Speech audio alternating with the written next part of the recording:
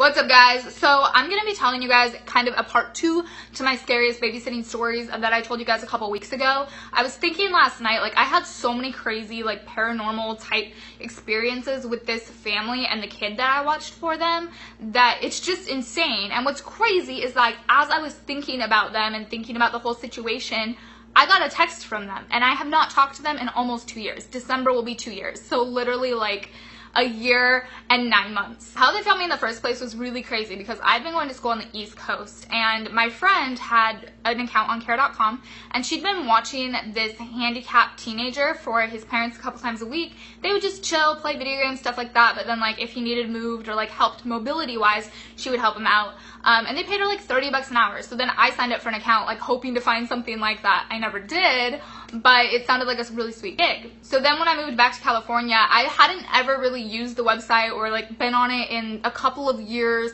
And just one day out of the blue, I get this text.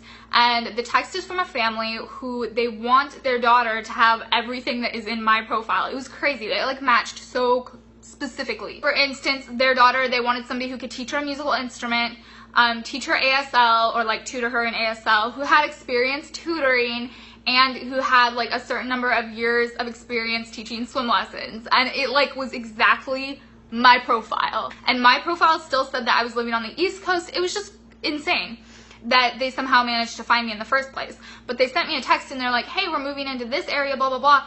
And I don't know exactly how it happened because they said care.com said that they had background checked me and, like, all this stuff, and I was, like, good to go. And so they met me literally once for maybe 5 minutes and just, like, asked how much I wanted to be paid. They're like, so we saw your profile. I honestly set the bar really high on my profile because I was like, I think I put it to $20 to $25 an hour for, like, one kid, because I didn't want to end up with, like, a family of 13 kids being like, oh, well, can you do $9 an hour for all 13 of our kids? Because, like, I've had people do that to me before on the East Coast, and I kind of just, like, turned off my notifications and was like, forget care.com, like, this is sucks. So I'd set my prices really high, and literally they met me. They're like, okay, so what do you think about $25 an hour? Like, your profile said 20 to 25. Is 25 good? And I was like, yeah, that's great. Like, do you want to talk to me more? Do you want references? Do you want my resume?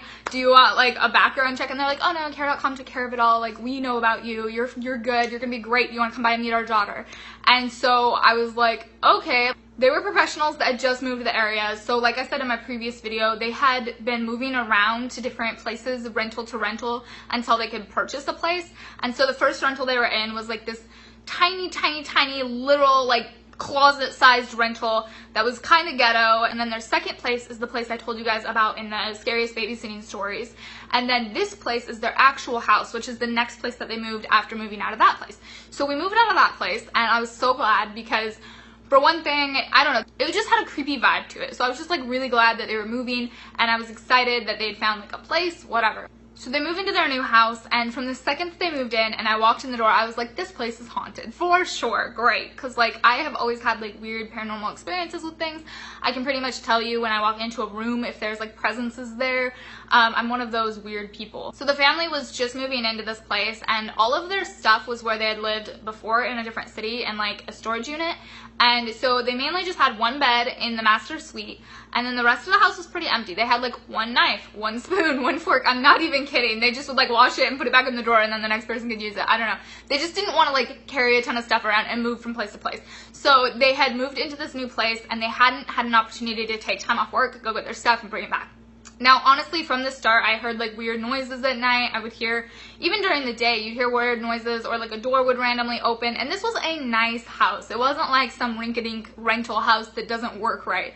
This is a nice house. It had a security system, the kind where you punch in the buttons. And, like, I think there was, like, a thumb scan situation at one door. Upstairs, one of the rooms had a balcony, and the balcony doors would just constantly open, which actually was in my room. Like, they gave me my own room, which was so sweet. But yeah, my room had a balcony, and it was basically a master suite upstairs. It was amazing. It had a bathroom, it had everything. But the doors would randomly open throughout the night, so you'd be sleeping in your nice little bed, and then the door would just randomly swing open. And it storms here pretty good in the winter, so, like, in the winter, it would swing open and then just swing. It was crazy.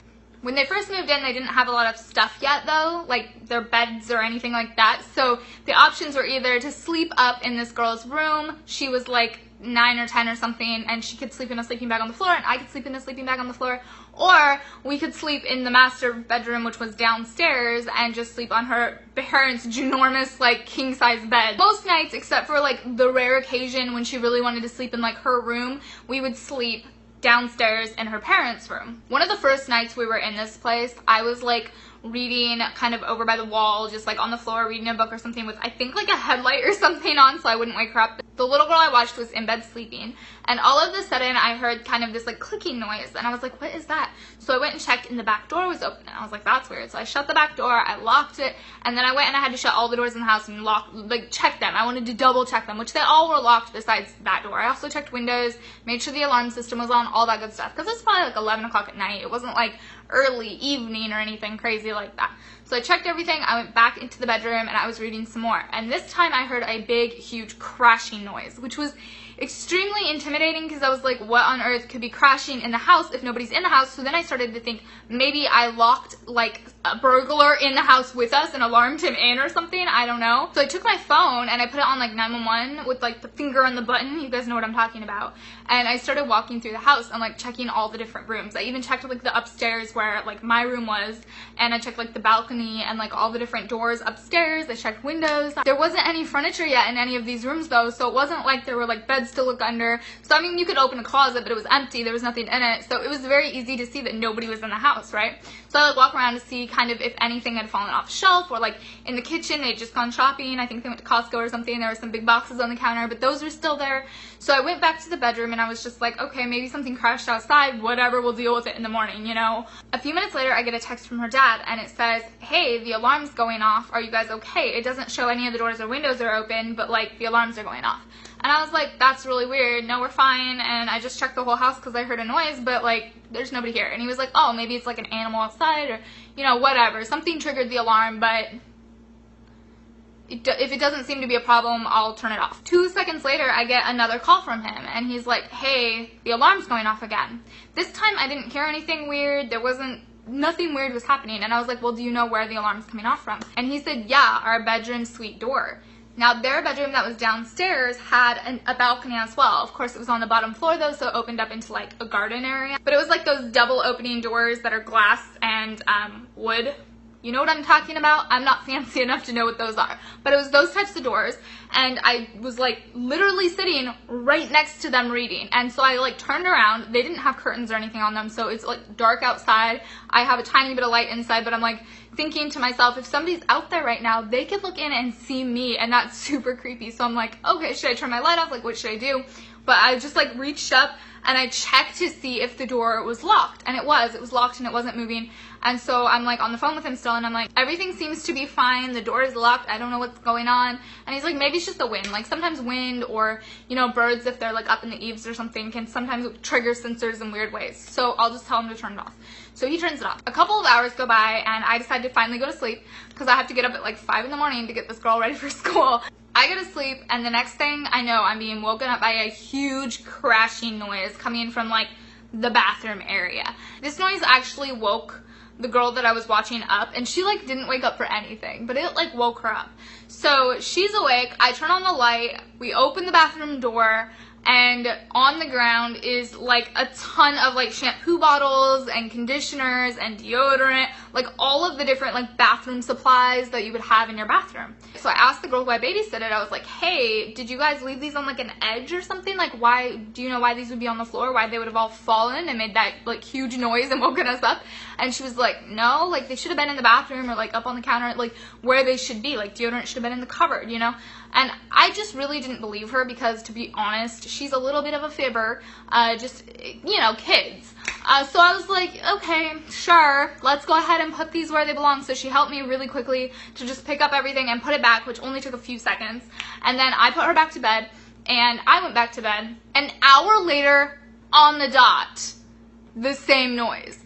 I went back into the bathroom, turned on the light, and all of those bottles, the same exact ones, in the middle of the floor again. At this point, I was really frazzled because I was like, what on earth is going on? Why is all this stuff just like falling out of where it's supposed to be and landing on the floor? And so I started putting everything back. But this time, I took like the shampoo and conditioner bottles, instead of just putting them on like the front edge of the bathtub, I put them on the back edge of the bathtub. Like if they fell, they'd fall into the bathtub. Instead of putting the deodorant like on the shelf, I put it in the shutting cupboard, you know what I mean? I put things where if for some reason they fell, they wouldn't fall in the middle of the floor. Then I went back to sleep. Lo and behold, 1 hour later on the dot, I hear the noise again. I go and open the door, and all of the items are in the middle of the floor again. I did not sleep the rest of the night. It was the most ridiculous situation. I didn't want to tell her parents because I was like, they're gonna think I'm nuts. And she hadn't woken up the last 2 times, which was good because I was like, okay, this is really bad. So I stayed awake, and literally every single hour something fell in the bathroom. Like not just the bottles though, like the bottles were in the middle of the floor already, right? And then the next thing I know, the towel is falling off the towel rack. The next hour, toilet paper fell off the back of the toilet. And it went on like that until 6 a.m. and then it just like stopped and didn't happen again, which her parents came home at 7:30ish. So I mean, like, it would have only happened one other time anyways, but it like stopped again in the morning. And then I felt crazy, but I was so happy when her dad got home and let me leave because I was like, oh my gosh, this place is so haunted. Like, what else would cause all of these things to just like fall off shelves? And it's just insane. Anyways, that was kind of the continuation of my scary babysitting story. If you guys liked it, it'd be awesome if you guys just give it a thumbs up. Also, make sure you subscribe. I'm putting out a new video every single day this month for Vlogoween. And if you guys have been watching my Vlogoween progress and you've noticed I haven't put up a couple videos, it's because I had some technical difficulties, but they are resolved now. So you'll be getting a couple videos a day for the next few days, and then it should be a video a day after that unless something else weird happens. But I will see you guys tomorrow. Bye!